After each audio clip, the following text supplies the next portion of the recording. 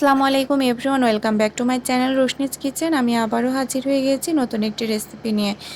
আর আজ যে রেসিপিটা আমি বানাবো সেটা হচ্ছে গুঁড়ো দুধের চপ মিষ্টি। অসাধারণ একটি রেসিপি, আপনারা বাসাতে ট্রাই করলে এটি বুঝতে পারবেন। অল্প উপকরণ দিয়ে এত সুন্দর একটি রেসিপি, আপনারা বাসাতে এটি ট্রাই করে দেখবেন। অসম্ভব লাগে খেতে, আমার কাছে তো অসাধারণ লেগেছে। আমি বাসাতে এটি বানাই আর আমার ছোট বাচ্চা আছে, সেও খুব পছন্দ করে। প্রথমে আমি এখানে গ্যাসটা অন করে দিয়েছি। এখানে দিয়ে দিচ্ছি আমি 1 কাপ মতো পানি, দিয়ে দিচ্ছি গুঁড়ো দুধ। আমি এখানে ঠান্ডা পানির মধ্যে গুঁড়ো দুধটা মিশিয়ে নিচ্ছি, পরে বলক তুলে নেব। এবার আমি এর মধ্যে দিয়ে দেব, বাটির মধ্যে আমি অলরেডি পানি দিয়েছি আর দিয়ে দিচ্ছি ভিনেগার সামান্য পরিমাণ। এবার আস্তে আস্তে আমি দুধের সঙ্গে এটা মিক্সড করে দেব। আস্তে আস্তে যখন এটি ফুটতে শুরু করবে তখন কিন্তু অলরেডি এই যে দুধটা কেটে যাচ্ছে, ছানাটা আমার তৈরি হয়ে যাবে। ছানাটা অলরেডি কিন্তু দেখেন হয়ে গেছে। এবার আমি এটা নামিয়ে নেব। এখানে আমি একটি বাটি নিয়ে নিয়েছি, উপরে নিয়ে নিয়েছি পরিষ্কার একটি কাপড়।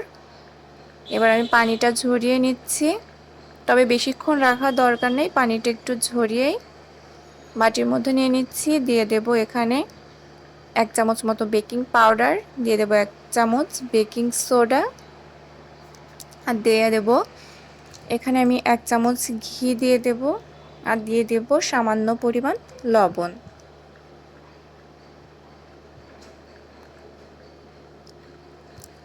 এবার সব উপকরণগুলো আমি একসঙ্গে মিক্সড করে নেব।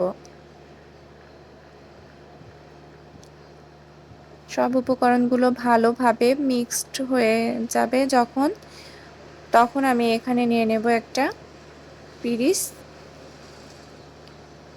আর হাতের উপরে নিয়ে নেব ঘি, যেন হাতের সঙ্গে লেগে না যায়।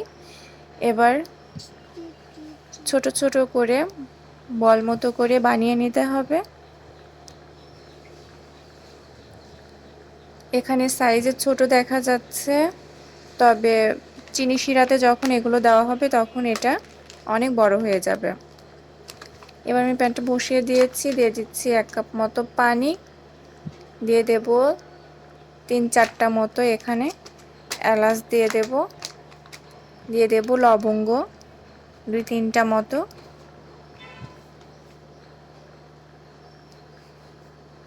আর দিয়ে দেব দারুচিনি 2-3টা মতো দারুচিনি, শুধুমাত্র টেস্ট বাড়ানোর জন্য এগুলো দিতে হবে।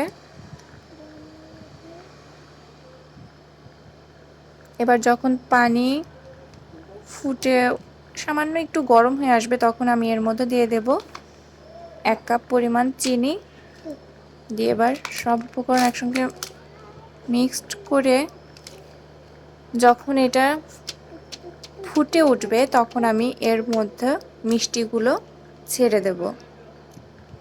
এই যে ফুটে উঠেছে, এবার আমি মিষ্টিগুলো ছেড়ে দিচ্ছি, দিয়ে ঢাকনা দিয়ে রাখবো 15 মিনিটের জন্য। 15 মিনিট পর আমি তুলে নিচ্ছি। মিষ্টিগুলো দেখুন কতটা সফট আর ফুলে উঠেছে। এবার আমি এখানে একটা বাটি নিয়েছি, নিয়ে নিচ্ছি গুঁড়ো দুধ। দুধের মধ্যে এটা মিশিয়ে নিতে হবে।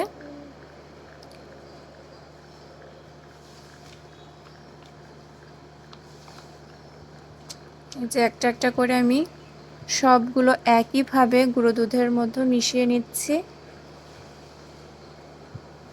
আমি আপনাদের ভেতরটা দেখিয়ে দিচ্ছি কাঁটা চামচ দিয়ে। এই যে দেখতেই পারবেন কতটা সফট আর অসম্ভব হয়েছে। আপনারা বাসাতে এটি ট্রাই করতে পারবেন, মুখে দিলে এটি মিলিয়ে যাবে, অসাধারণ খেতে। আমার রেসিপিটা যদি আপনাদের ভালো লেগে থাকে প্লিজ লাইক দেবেন, কমেন্টের মাধ্যমে জানাবেন কেমন হয়েছে, আর সাবস্ক্রাইব করে দেবেন। আমাদের জন্য দোয়া করবেন। আপনারা সুস্থ থাকবেন, ভালো থাকবেন। আল্লাহ হাফেজ। দেখা হবে আবার পরবর্তী রেসিপি নিয়ে।